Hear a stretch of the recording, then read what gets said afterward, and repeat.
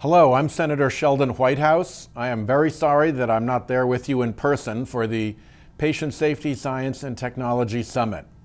But I truly want to thank Joe Kiani and the patient safety movement for inviting me to participate.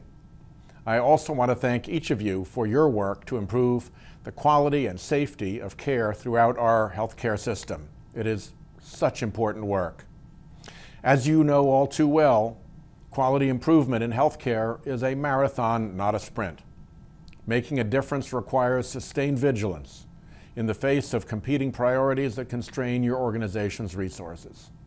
But the hard work is well worth the trouble if it means fewer medication errors or infections and more lives saved.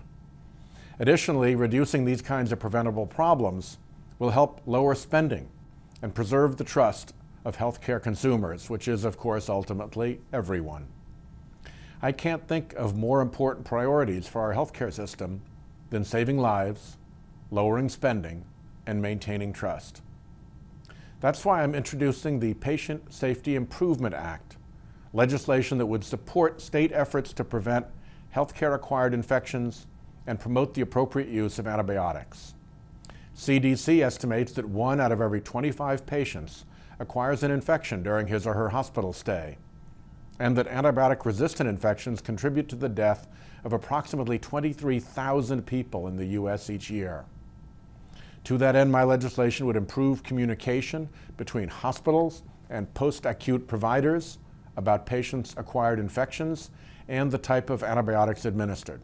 It would pilot strategies for tracking and reporting infections that occur in long-term care, and it would promote the adoption of antibiotic stewardship programs.